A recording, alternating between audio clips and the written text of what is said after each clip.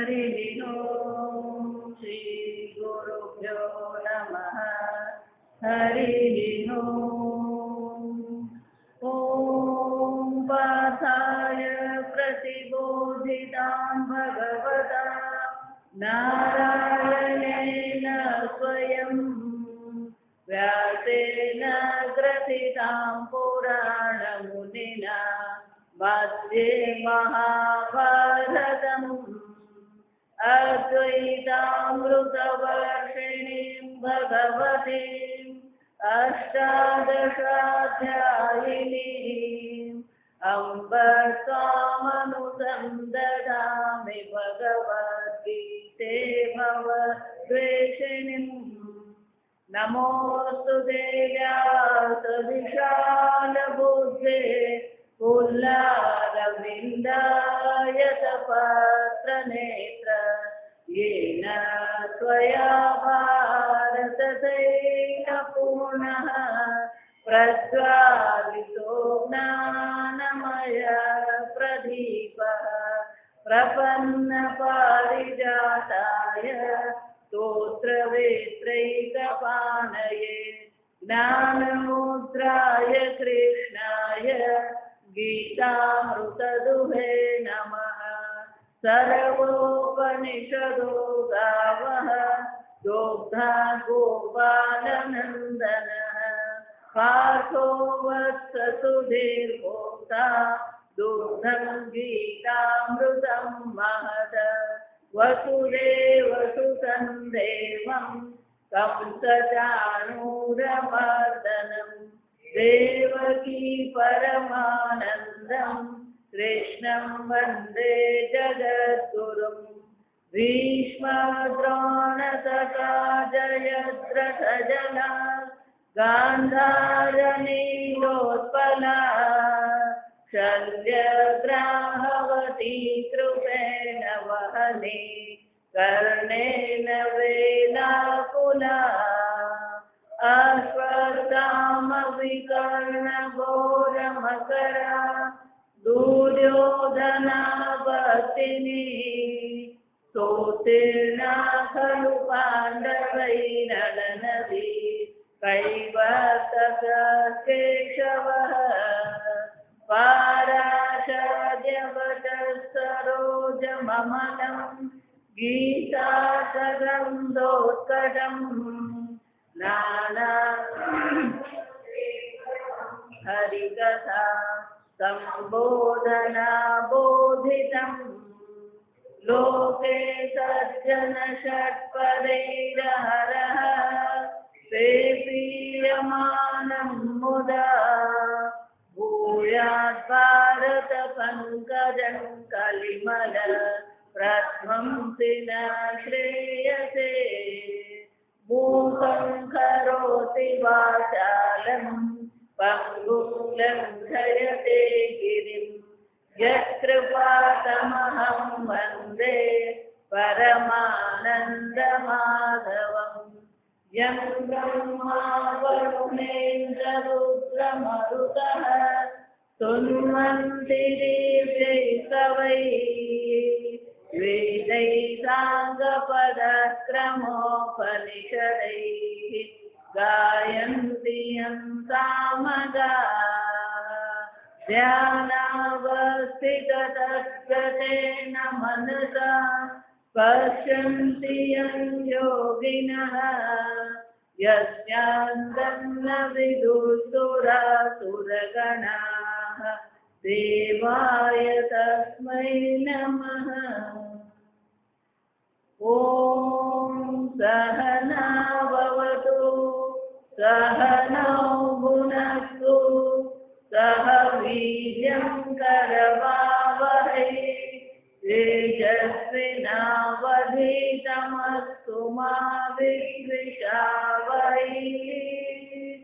ॐ शान्ति शान्ति शान्ति।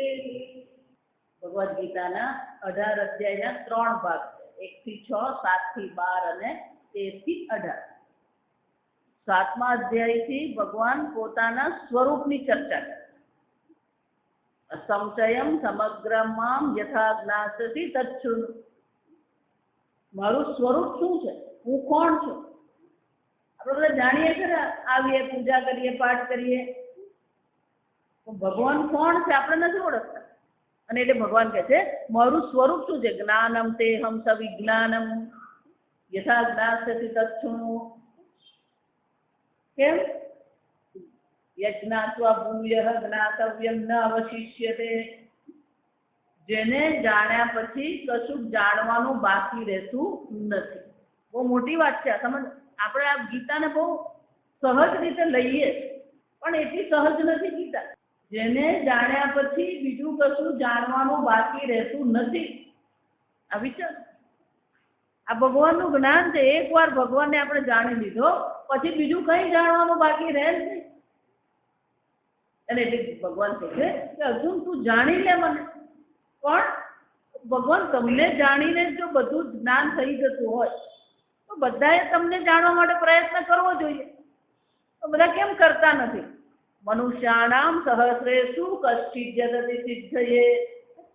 હજારો મનુષ્યમાં કોઈ આ માટે પ્રયત્ન કરે. યતતામપી સિદ્ધાનામ.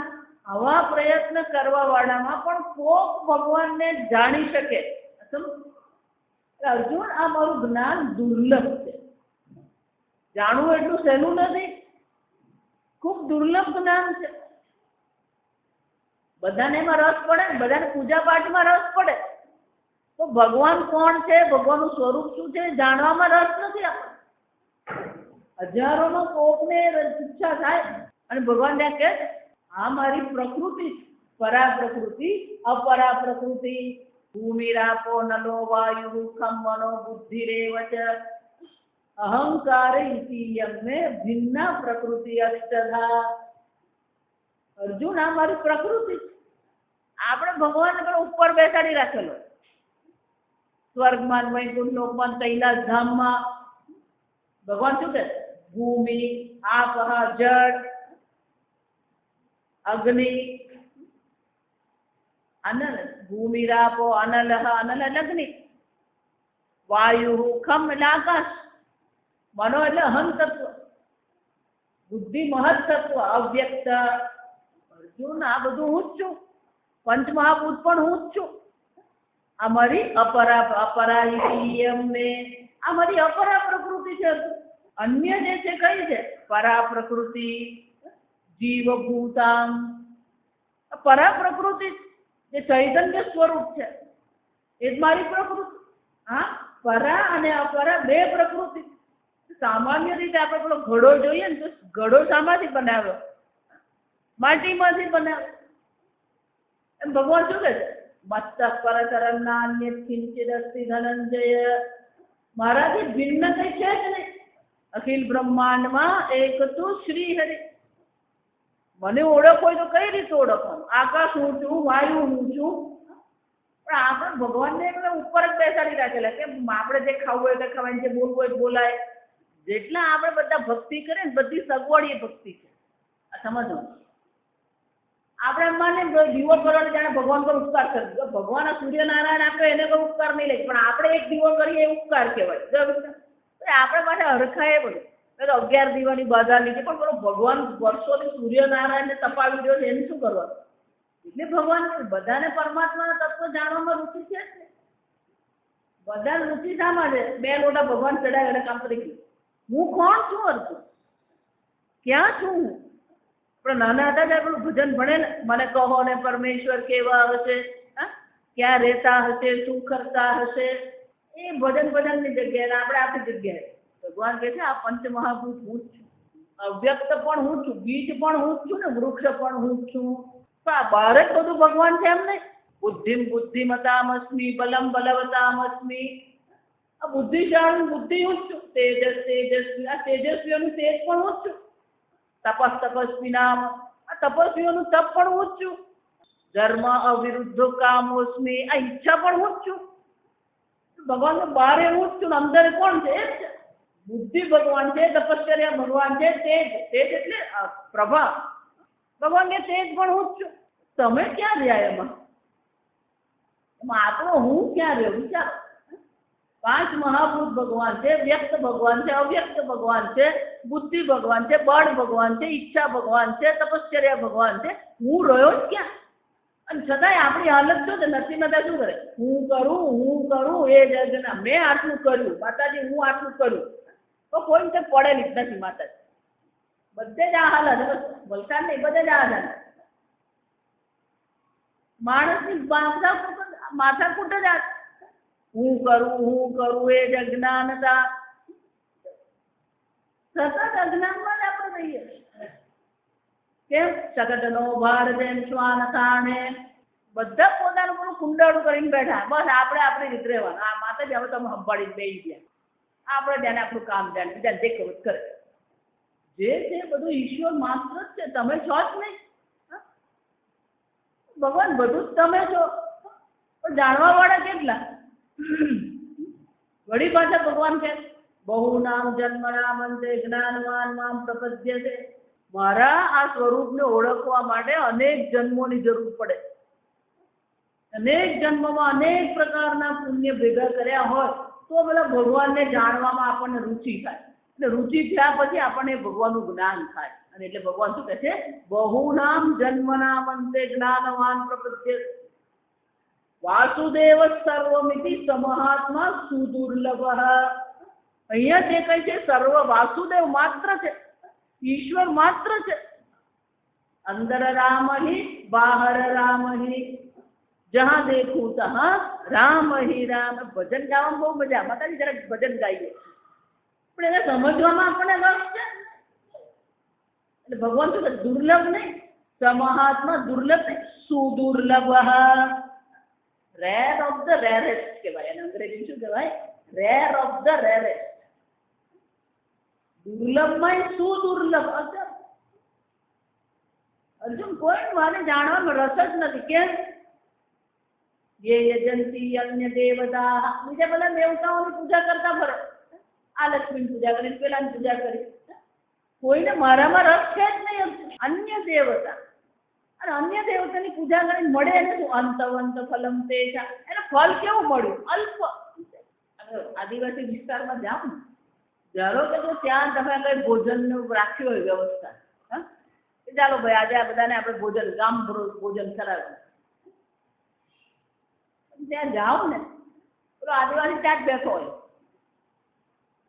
એકવાર અમારું થયું, ભોજન રાખેલું બધાને. શાળામાં ભોજનની વ્યવસ્થા રાખે. બધા ગામવાળા આવીને બેઠા. એટલે એક પેલો ભાઈ સુરત થી આવ્યો. એને જઈને પૂછ્યું, ભાઈ કોઈ બેઠો તાર કામ કરવાનું છે? આ તો જમવાનું પડવાનું, તો કામ શું કરવાનું? આજે જમવાનું મળી જવાનું, મને મારે કામ કરવાની શું જરૂર?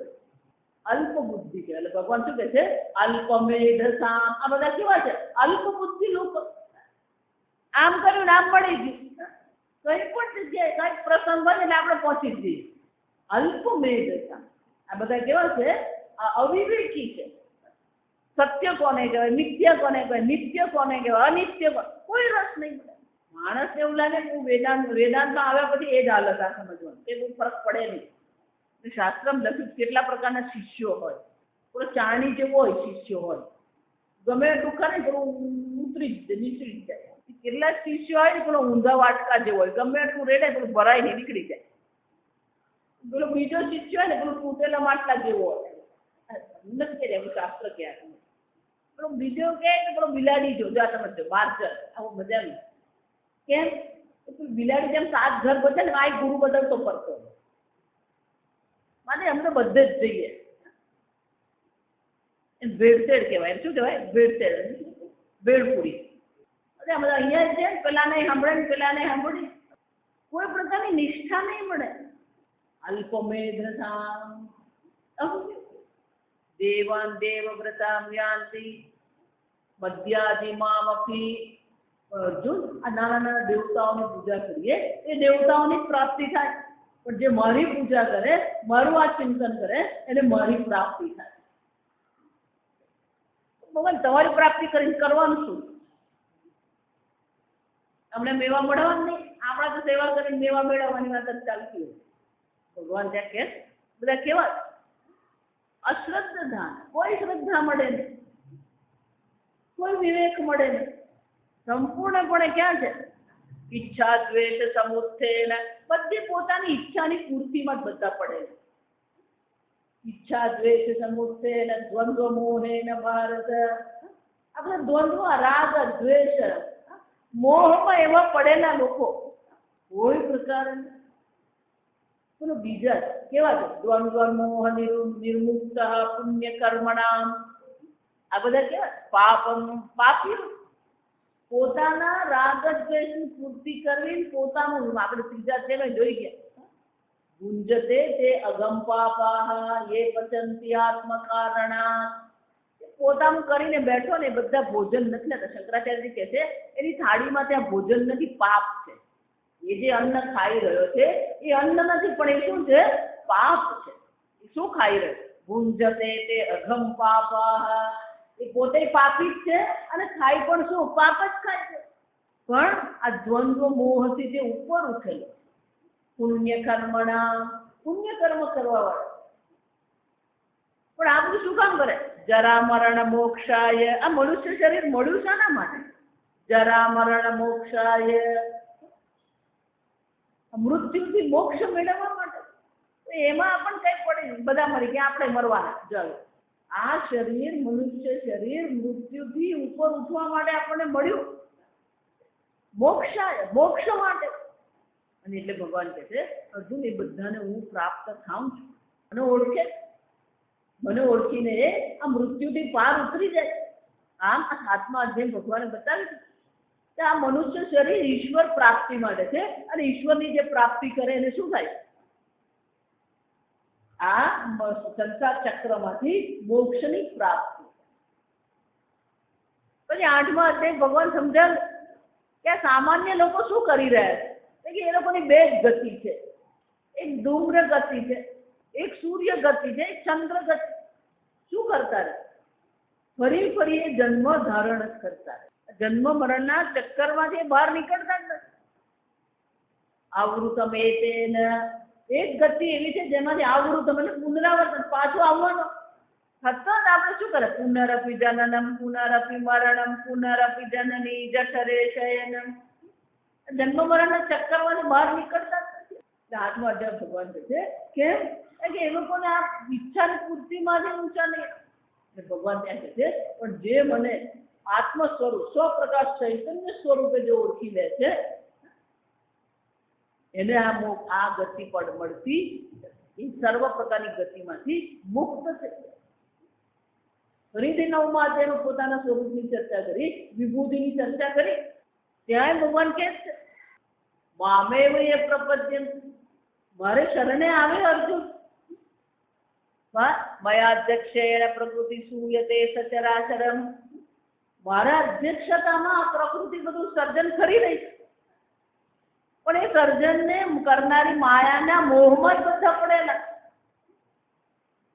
માયામાંથી કોઈ નીકળી શકતું જ નથી. હજુ એક વાત છે, અનન્ય ચિંતયંતો મામ યેના પર્યુપાસતે તેષામ નિત્ય અભિયુક્તાનામ યોગક્ષેમં વહામ્યહમ. જે અનન્ય ભાવથી પોતાના આત્મ સ્વરૂપે મારી ભક્તિ કરે એને અવશ્ય મોક્ષની પ્રાપ્તિ થાય. 7મા અધ્યાયમાં ભગવાન કહી ગયા ચતુર્વિધા ભજન્તે, 4 પ્રકારના લોકો. પેલો આ તો દુઃખમાં રામ ને સુખમાં સ્વામી, અર્થાર્થી પોતાની ઈચ્છાની પૂર્તિ માટે કરી રહ્યો. જિજ્ઞાસુ જેને પરમાત્મા તત્વને જાણવું છે એ ભગવાનની ચિંતન કરે. જ્ઞાની તુ આત્મા એવો મે મતમ. અર્જુન આ બધા જ શ્રેષ્ઠ છે, મારા બધા ભક્તો છે, પણ આ બધામાં શ્રેષ્ઠ કોણ છે? જ્ઞાની તુ અત્યર્થ મે પ્રિય. આ બધામાં મને સૌથી પ્રિય તો કોણ છે? આ જ્ઞાની મને સૌથી પ્રિય. એટલે ભગવાન કહે છે અર્જુન 9મા અધ્યાયમાં કહે છે અર્જુન મન મના ભવ મદ ભક્ત, તું તારું મને સમર્પિત કર. છેલ્લા શ્લોકમાં ભગવાન શું કીધું? મન મના ભવ મદ ભક્ત મધ્યાદિ મામ નમસ્કુરુ મામે વેશ્ય વૈ.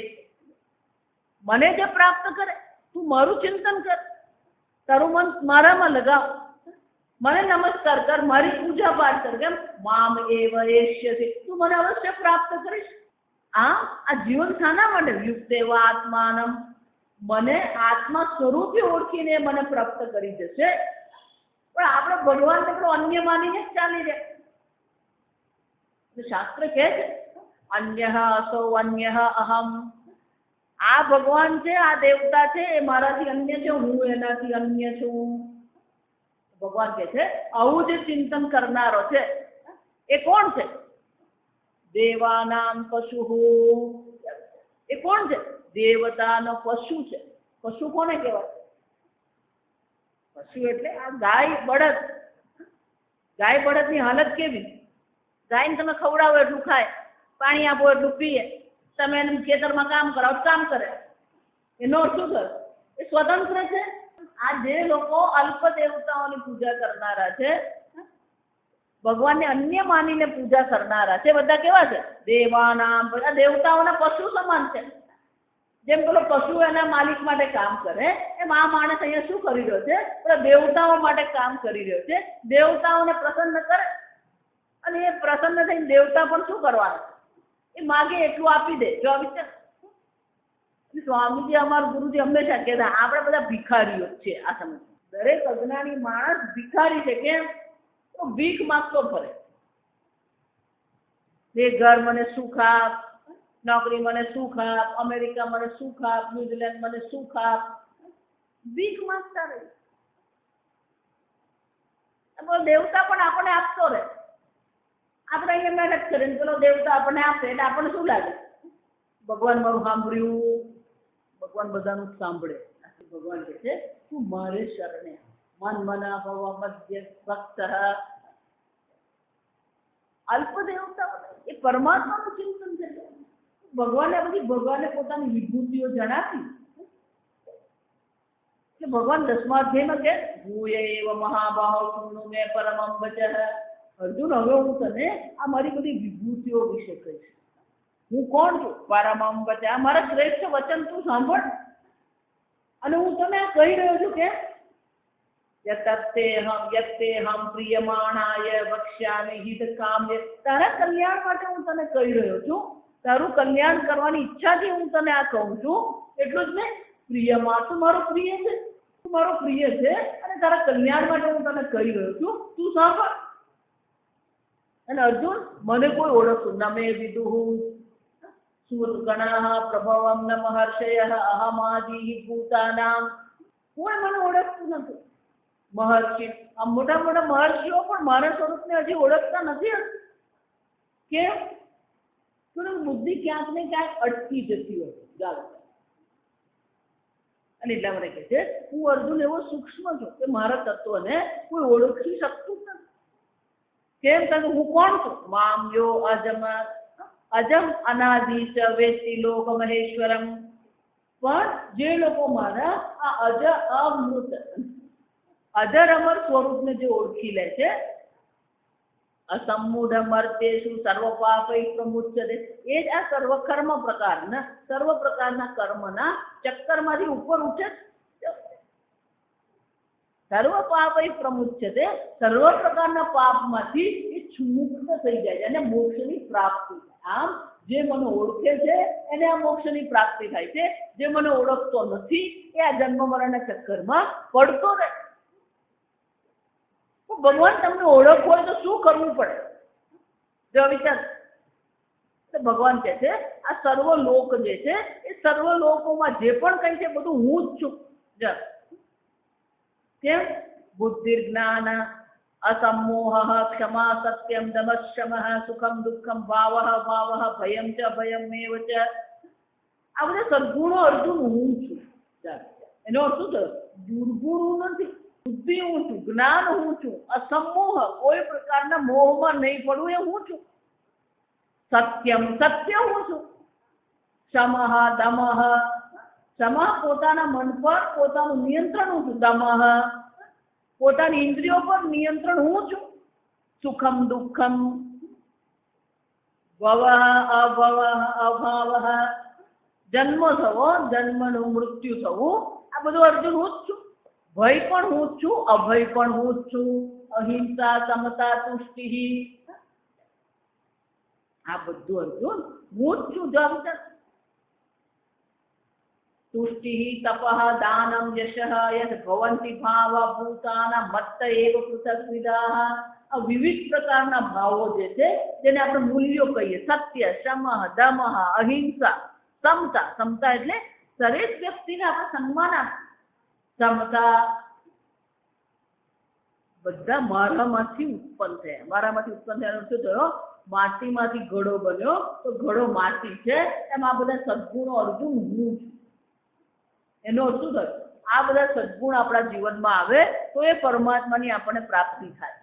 જો આ સદગુણ આપણા જીવનમાં હોય નહીં તો એ પરમાત્માની પ્રાપ્તિ થઈ શકે નહીં. અહિંસા, સમતા, સત્ય, દાનમ, યશઃ, અયશઃ, બધું ને બધું મારામાંથી જ ઉત્પન્ન. આ બધું હું છું. પ્રશ્ન ક્યાં? એટલું જ નહીં. મહર્ષય ચ સપ્ત પૂર્વે ચત્વારઃ મનવસ્તથા. સપ્ત ઋષિઓ પણ મારામાંથી જ ઉત્પન્ન થયા.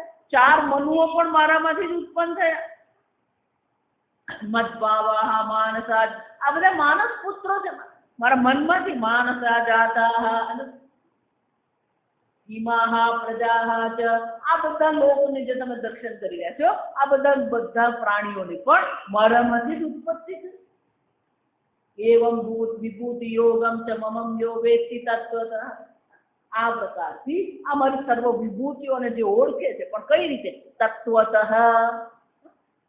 એનું તત્વ કોણ છે? હું જ છું. સત્ય તો છે જ જીવનમાં, પણ એ સત્યનું સ્વરૂપ તો હું જ છું. અને એટલે ભગવાન કહે છે કે આ બધી મારી વિભૂતિ, અને આ સર્વ વિભૂતિઓને જે ઓળખે છે, સ અવિકંપેન યોગેન યુજ્યતે નાત્ર સંશયઃ. એ સતત મારું જ ચિંતન કરવાનો, કારણ કે એને મારી વિભૂતિને ઓળખી લીધી. એનો અર્થ શું થયો?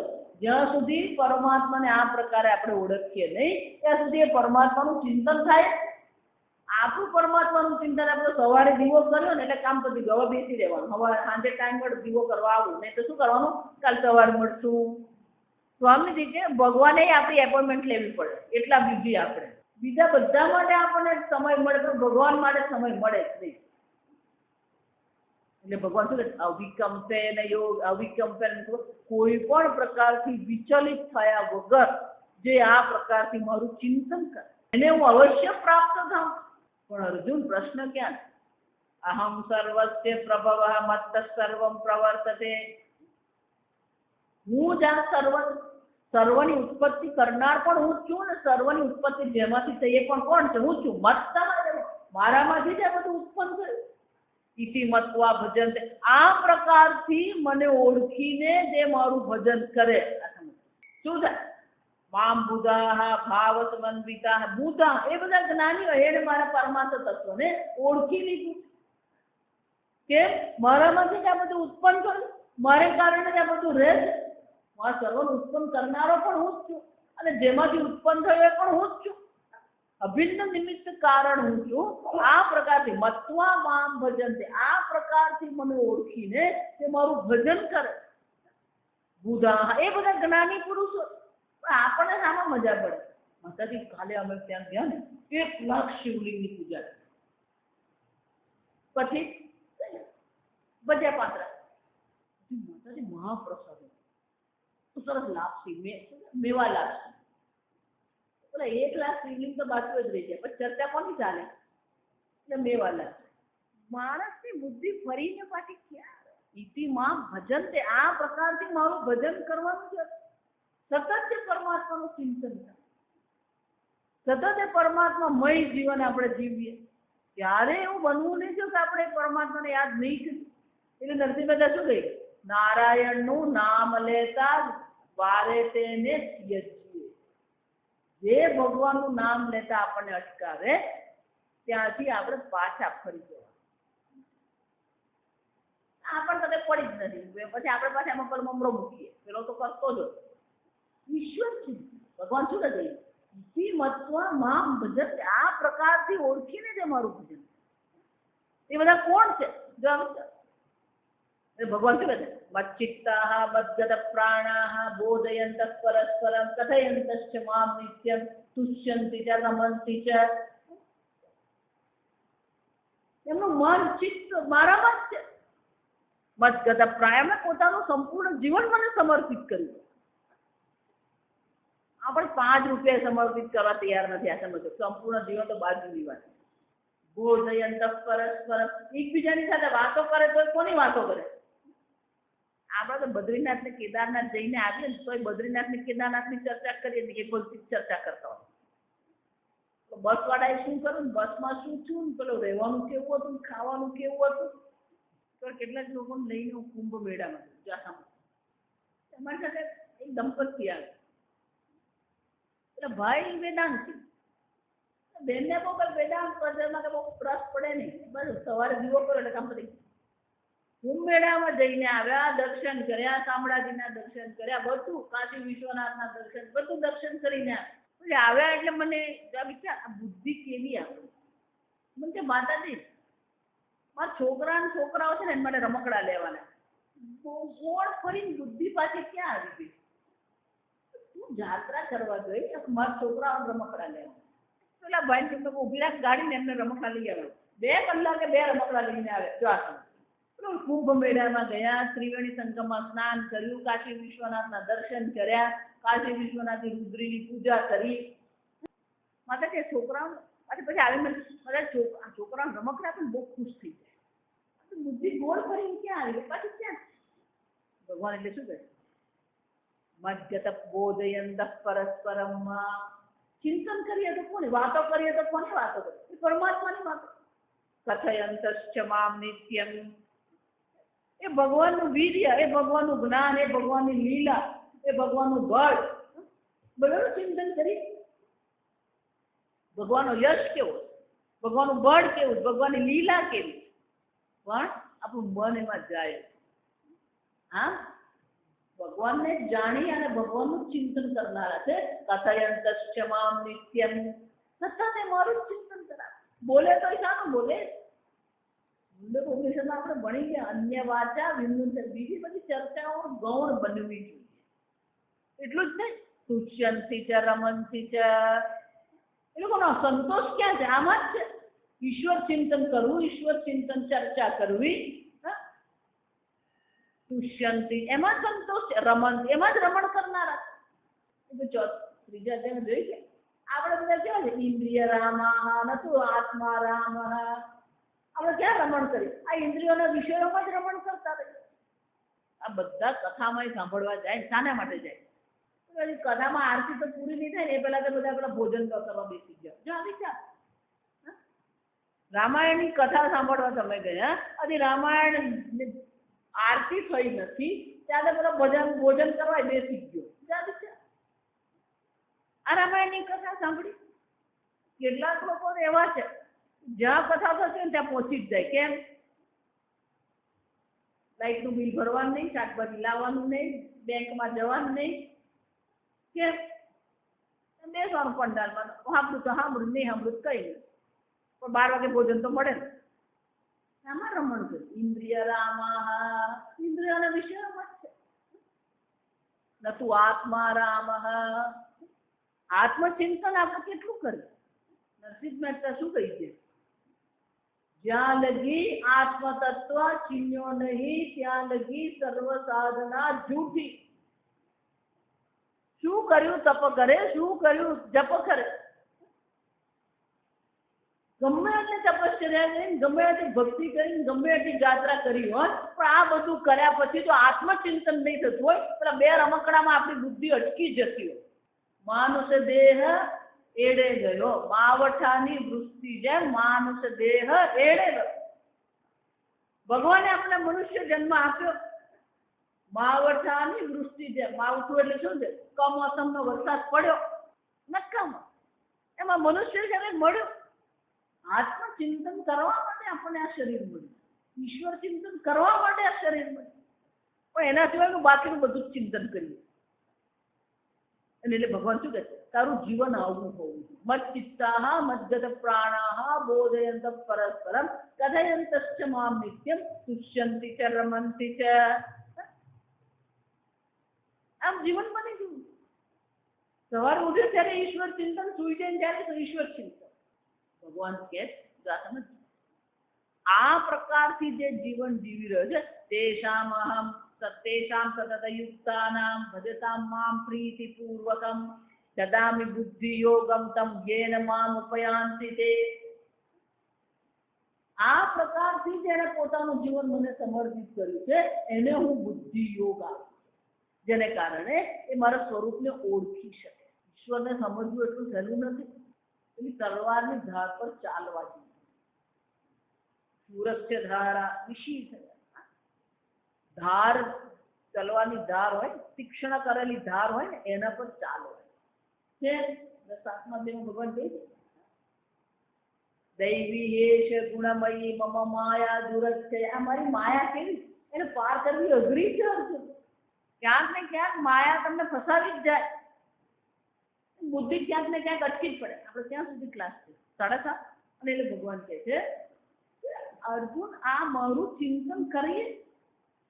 તેષામ આ પ્રકારથી સતત યુક્તાનંદ, સતત જે મારું ચિંતન કરનારો જે છે એટલું જ નહીં, આ બધું ચિંતન બળપૂર્વક નહીં કરે, પ્રીતિપૂર્વકમ. પ્રીતિપૂર્વક પ્રેમ છે, પ્રેમપૂર્વક કરી. જેટલા પ્રેમથી પેલા 2 રમકડા લઈએ ને એટલા પ્રેમથી ભગવાનની ભજન કરીએ. શું કરે?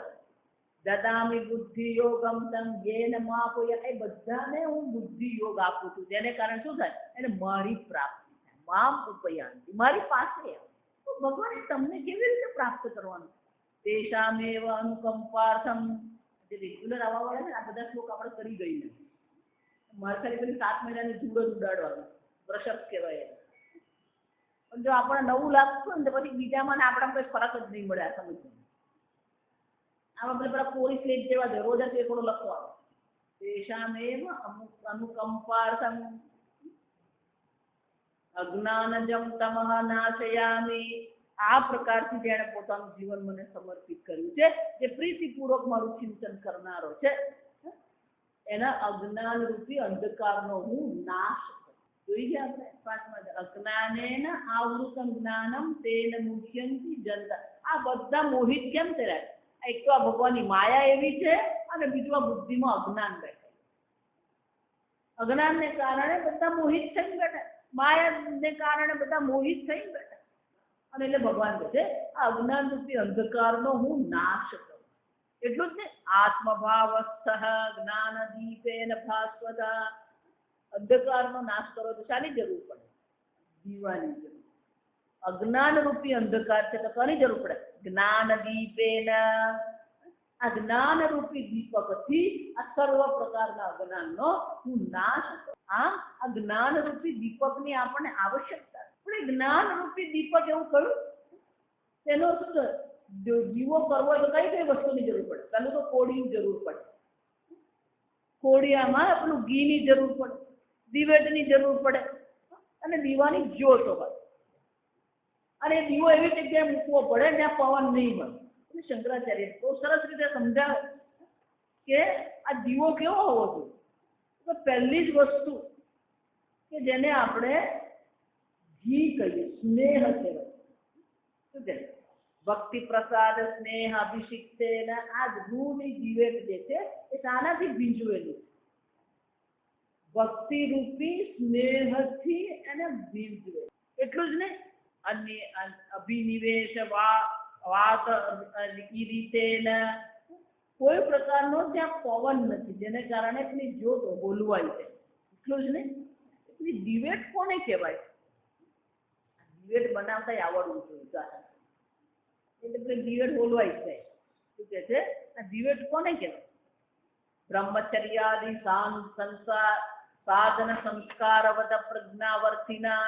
બ્રહ્મચર્ય, અસત્ય, અહિંસા, બ્રહ્મચર્ય, તપઃ, સ્વાધ્યાય, આ બધું આપણા જીવનમાં હોય તો પછી આ જ્ઞાન રૂપી દીપક પ્રગટી શકે. એટલું જ નહીં, આ દીવો પ્રગટાવ્યા તો ખરા. આપણે બહુ વર્ષો પહેલા પહેલી વાર જયારે ઋષિકેશમાં સ્વામીજીને મળી ને ત્યારે સ્વામીજી આપણને બહુ સરસ દ્રષ્ટાંત આપ્યું. દીવો હોય ને એની જ્યોત પેલી નાની હોય, થોડોક પવન આવે એટલે શું થઈ જાય?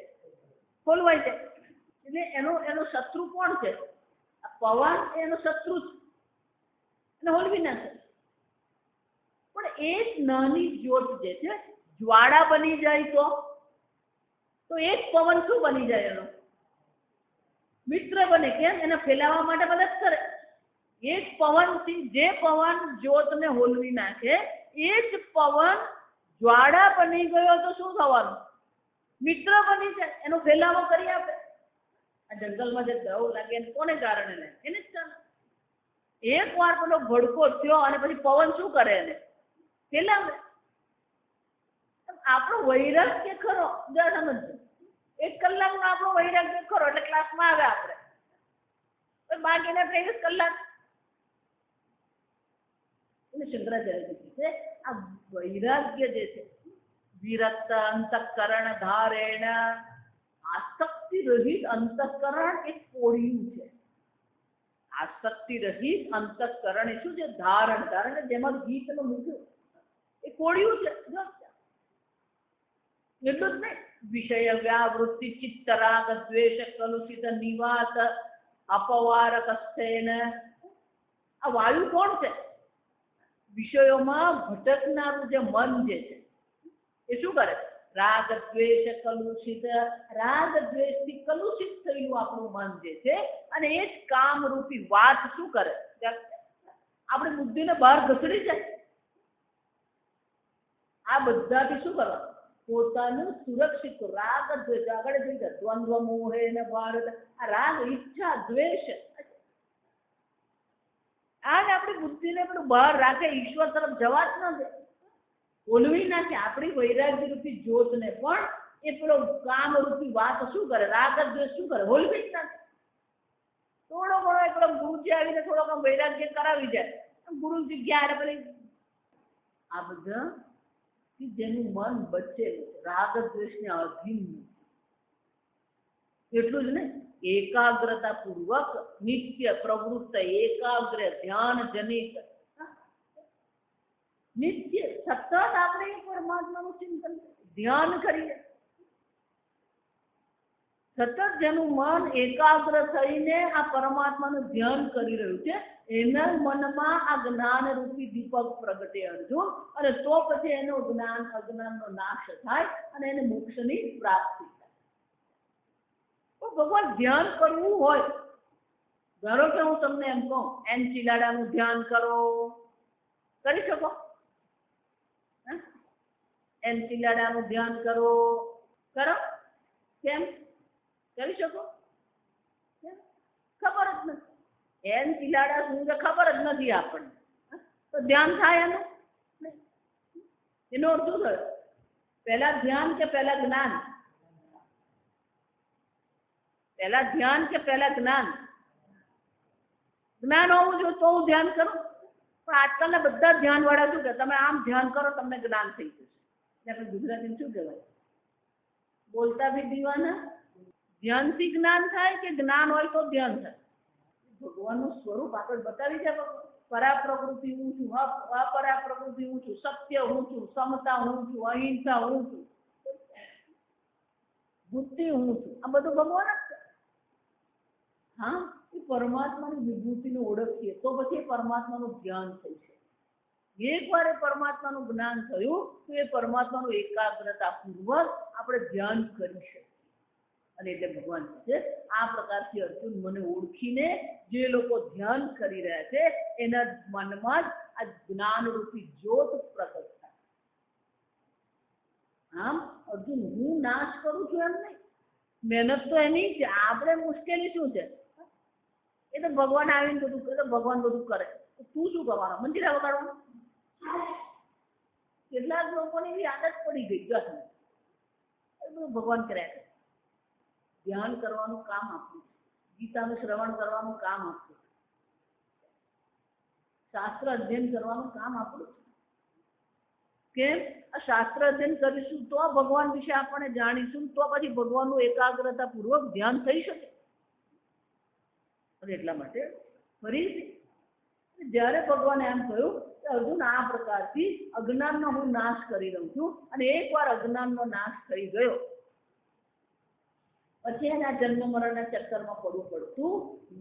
આમ ભગવાને પોતાની ચર્ચા પૂરી કરી. આ સમજો એટલે ભગવાનની દ્રષ્ટિએ તો ઉપદેશ પૂરો થઈ ગયો.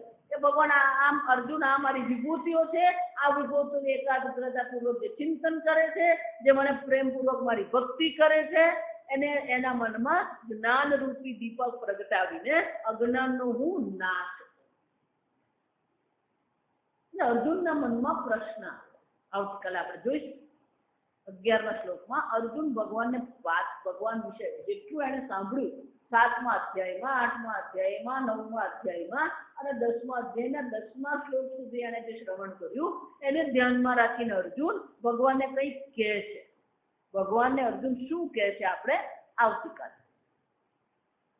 ઓમ સ્વસ્તિ પ્રજાભ્ય પરિપાલયન્તામ ન્યાયેન માર્ગેણ મહિં મહિષાઃ ગોબ્રાહ્મણેભ્ય શુભમસ્તુ નિત્યં લોકા સમસ્તા સુખિનો ભવન્તુ કાલે વર્ષતુ પર્જન્યઃ પૃથ્વી સસ્યશાલિની દેશોऽયં ક્ષોભરહિતઃ બ્રાહ્મણા સંતુ નિર્ભયાઃ ઓમ સર્વેષાં સ્વસ્તિર્ભવતુ સર્વેષાં શાંતિર્ભવતુ સર્વેષાં પૂર્ણં ભવતુ સર્વેષાં મંગલં ભવતુ સર્વે ભવन्तુ સુખિનઃ સર્વે સन्तુ નિરામયાઃ સર્વે ભદ્રાણિ પશ્યन्तુ